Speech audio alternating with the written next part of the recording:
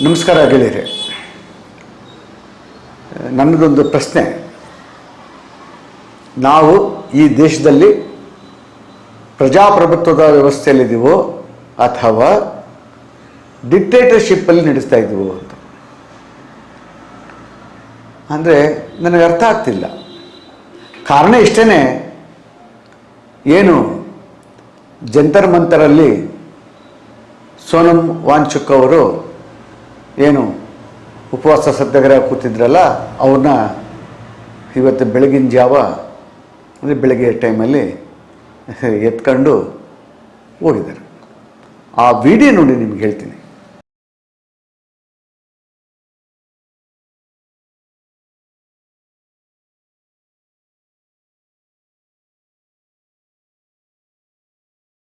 ನೋಡಿದ್ರಲ್ಲ, ಅಂದರೆ ಪ್ರತಿಭಟನೆ ಮಾಡುವುದು ನಮ್ಮ ಹಕ್ಕು. ಅಂದರೆ ಪ್ರಜಾಪ್ರಭುತ್ವದ ವ್ಯವಸ್ಥೆಯೊಳಗೆ ಪ್ರತಿಭಟನೆ ಮಾಡುವುದು ನಮ್ಮ ಹಕ್ಕು. ಯಾವ್ಯಾವುದಕ್ಕೂ ಪ್ರತಿಭಟನೆ ಮಾಡೋದಲ್ಲ, ಜನಪರವಾದಂಥ ಹೋರಾಟಗಳಿಗೆ ಪ್ರತಿಭಟನೆ ಮಾಡೋದು ನಮ್ಮ ಹಕ್ಕು. ಸರ್ಕಾರ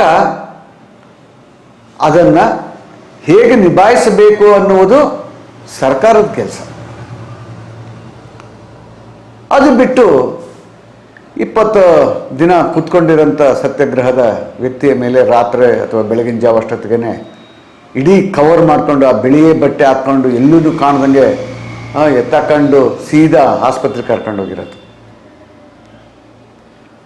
ಇದು ಕೆಲವರು ಬಗ್ಗೆ ನಮ್ಮ ಅಂಧಭಕ್ತರು ಹೇಳ್ತಾರೆ, ಅವನು ಚೈನಾದಿಂದ ದುಡ್ಡು ತಗೊಂಬಂದಿದ್ದಾರೆ, ಅದಕ್ಕೋಸ್ಕರನೇ ಕೂತ್ಕೊಂಡಿದ್ದಾನಾತ ಅಂಥೇಳಿ ಪ್ರತಿಭಟನೆ ಬಗ್ಗೆ ಹವಾಹೇಳನಕಾರಿ ಮಾತಾಡ್ತಾರೆ.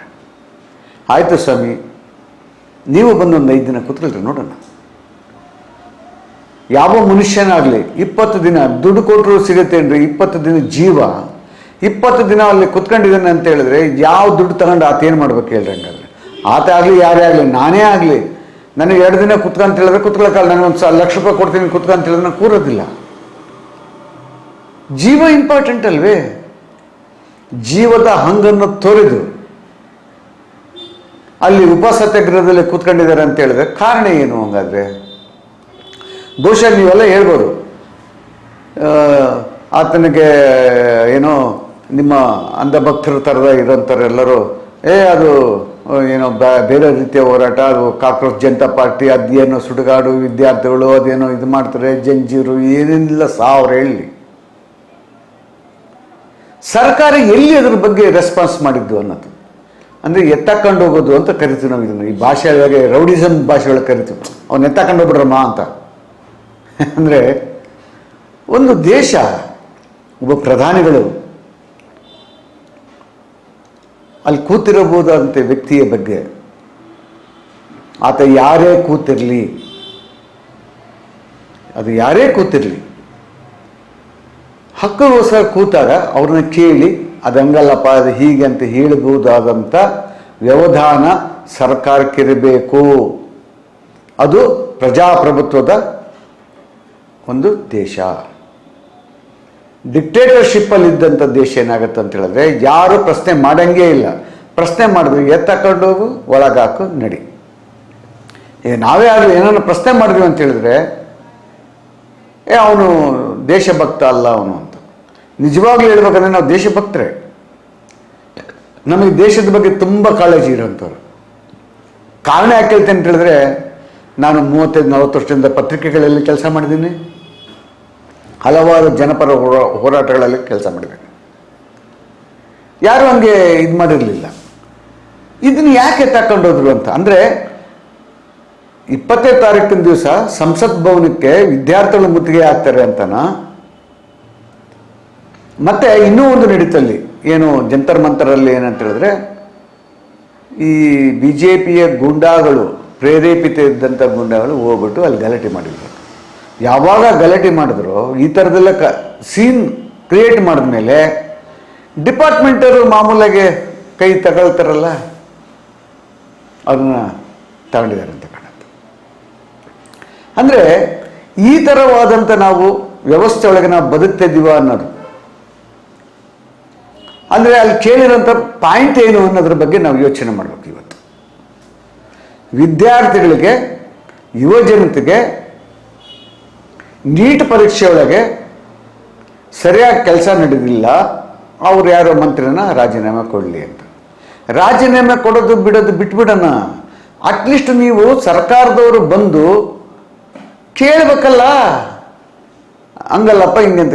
ನಾನು ಭಾಳಷ್ಟು ಕಡೆ ಹೋರಾಟಗಳನ್ನು ನೋಡಿದ್ದೀನಿ, ರೈತರ ಹೋರಾಟಗಳನ್ನು ನೋಡಿದ್ದೀನಿ, ವಿದ್ಯಾರ್ಥಿಗಳ ಹೋರಾಟಗಳನ್ನು ನೋಡಿದ್ದೀನಿ. ಅಲ್ಲಿ ಬಂದು ಅವರ ಸಮಸ್ಯೆಯನ್ನು ಬಗೆಹರಿಸಿ, ಆಯಿತು ಇದನ್ನು ಮುಂದುವರ್ಸೋಣ, ಬೇಡಪ್ಪ ಇದನ್ನು ಬಿಡಿ, ಮುಂದೆ ಇನ್ನೊಂದು ದಿನ ಮಾಡೋಣ ಅಂತ ಹೇಳುವಂಥ ವ್ಯವಧಾನತೆ ಒಂದು ಪಕ್ಷಕ್ಕೆ ಅಥವಾ ಒಂದು ಸರ್ಕಾರಕ್ಕೆ ಇರಬೇಕಾಗಿತ್ತು. ಇವತ್ತು ನಾನು BJP ಬಗ್ಗೆ ಪ್ರಶ್ನೆ ಮಾಡ್ತೀನಿ, ಎಂದೂ ನಾನು BJP ಪಕ್ಷದ ಬಗ್ಗೆ ಪ್ರಶ್ನೆ ಮಾಡೋದಿಲ್ಲ ಪಾಪ. ಯಾಕಂತೇಳಿ ಪ್ರಶ್ನೆ ಮಾಡಿದ್ರೆ ಸಾಕು ಅವನು ದೇಶಭಕ್ತ ಅಲ್ಲ ಅನ್ನೋ ಮಟ್ಟಕ್ಕೆ ಭಾಳ ಜನ ಬಂದಿದ್ದಾರೆ. ಅಲ್ರಿ, ನಿಮ್ಮ ಮಕ್ಕಳು ನಮ್ಮ ಮಕ್ಕಳು ಯಾವ ಮಕ್ಕಳಾದರೂ ಓದುತ್ತಾನೆ, ಯಾವ ಮಕ್ಕಳಿಗಾದ್ರೂ ಕೆಲಸ ಸಿಗಬೇಕು ತಾನೆ, ಯಾವ ಮಕ್ಕಳಿಗಾದ್ರೂ ಕೆಲಸ ಸಿಗುವಂಥ ವರ್ಕನ್ನು ಮಾಡಿಸ್ಬೇಕಾಗಿರೋದು ಯಾರ ಕೆಲಸ? ಸರ್ಕಾರದ ಕೆಲಸ. ಅದನ್ನು ಪ್ರಶ್ನೆ ಮಾಡಬಾರ್ದು ಅನ್ನೋದು ಆದರೆ ಕಷ್ಟ. ಹಂಗಂತೇಳಿ ಈ ದೇಶದಲ್ಲಿ ಇರ್ಬೋದಾದಂಥ, ನಾವು ಹಿಂದೆ ಎಲ್ಲ ಬೇರೆ ಬೇರೆ ಸರ್ಕಾರಗಳನ್ನು ನೋಡಿದ್ದೇನೆ, ಹೋರಾಟಗಳನ್ನು ನೋಡಿದ್ದೇನೆ, ಹೋರಾಟಗಳನ್ನು ಹತ್ತಿಕ್ಕಿದ್ದನ್ನು ನೋಡಿದ್ದೀನಿ ನಾನು.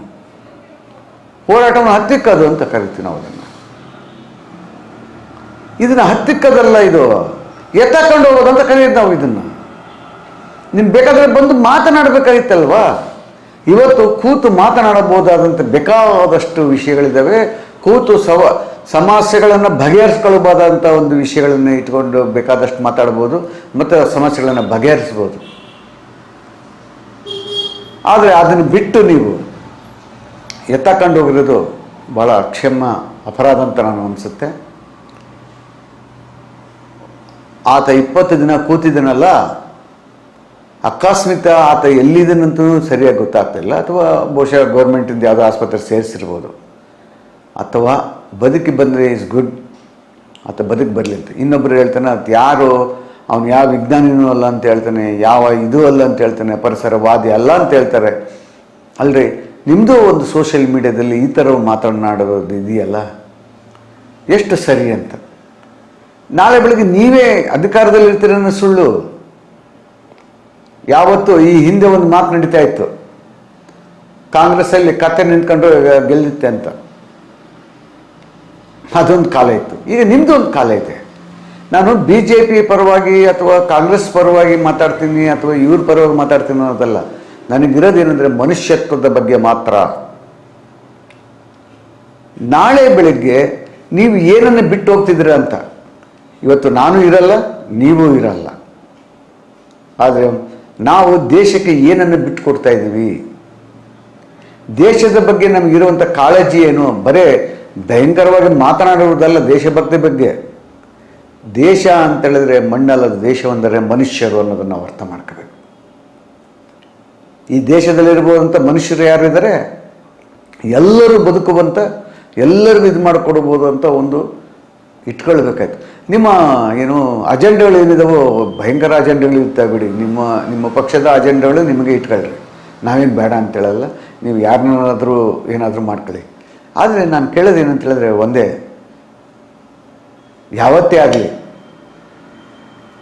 ಒಂದು ಹತ್ತಿದ್ದು ಒಂದು ಸತಿ ಇಳಿಲೇಬೇಕಂತೆ. ದಯವಿಟ್ಟು ನಾನು ಅಂಧಭಕ್ತರಂತ ನಾವು ಕರಿಬಾರ್ದು ಪಾಪ ಅವ್ರನ್ನ. ಅವರು ನಮ್ಮಂಗೆ ಮನುಷ್ಯರು, ನಮ್ಮಂಗೆ ಸ್ನೇಹಿತರು, ಅವರು ನಮ್ಮ ಸ್ನೇಹಿತರೆ, ಆಯಿತಾ? ಅವ್ರಿಗೆ ನಾನು ಕೇಳ್ಕೊಳ್ತಿರೋದು ಒಂದು ಇಷ್ಟನೇ, ತಾವು ದಯವಿಟ್ಟು ನಿಮಗೆ ಪಕ್ಷದ ಬಗ್ಗೆ ಎಲ್ಲದರ ಬಗ್ಗೆ ನಿಮಗೆ ಪ್ರೀತಿ ಇರಲಿ. ನಾನು ಪ್ರೀತಿ ಇರಬಾರ್ದು ಅಂತ ಹೇಳ್ತಿಲ್ಲ. ದೇವರ ಬಗ್ಗೆ, ದಿಂಡ್ರ ಬಗ್ಗೆ ಪ್ರೀತಿ ಇರಲಿ, ನಾನು ಬೇಡ ಅಂತ ಹೇಳಲ್ಲ. ನಿಮ್ಮ ಮನೆಯೊಳಗೆ ಇಟ್ಕೊಂಡಿರ್ರಿ. ನಿಮ್ಮ ಮನೆಯೊಳಗೆ ದೇವರಿರಲಿ, ನಿಮ್ಮ ಮನದಲ್ಲಿ ದೇವರಿರಲಿ, ಆಯ್ತಾ? ಯಾಕಂದರೆ ನಿಮಗೂ ಒಂದು ಮಕ್ಕಳು ಇರ್ತಾರೆ ಅಂತ ಗೊತ್ತಲ್ಲ. ನೀವು ಮನೆ ಹೋದ್ಮೇಲೆ ಏನಾಗ್ತಾರೆ ಅಂತ ಗೊತ್ತಾನೆ. ಸುಮ್ಕೆ ಅನಾವಶ್ಯಕವಾಗಿ ಏನು ಹಚ್ಕೊಂಡು ಕುಣಿದು ಕುಪ್ಪಳಿಸೋಂಥದ್ದಲ್ಲ. ಇವತ್ತು ದೇಶದ ಬಗ್ಗೆ ಅಭಿಮಾನ ಇಟ್ಕೊಳ್ಳಬೇಕಾಗಿರೋರು ನಾವೇನಪ್ಪ ಅಂತ ಹೇಳಿದ್ರೆ, ಯಾರು ಈ ದೇಶದ ಪರವಾಗಿ ಕೆಲಸ ಮಾಡ್ತಾರೆ, ಈ ದೇಶದ ಪರವಾಗಿ ಯಾರು ಹೋರಾಟ ಮಾಡ್ತಾರೆ ಅವ್ರಿಗೆ ಬೆಂಬಲಿಸುವಂಥ ಕೆಲಸದಲ್ಲಿ ನಾನು ಮೊದಲಿಗ ಅಂತ ಹೇಳ್ತಾನೆ ಈ ಕಾರ್ಯಕ್ರಮ ನಿಲ್ಲಿಸ್ತಿದ್ದೀನಿ. ನಮಸ್ಕಾರ.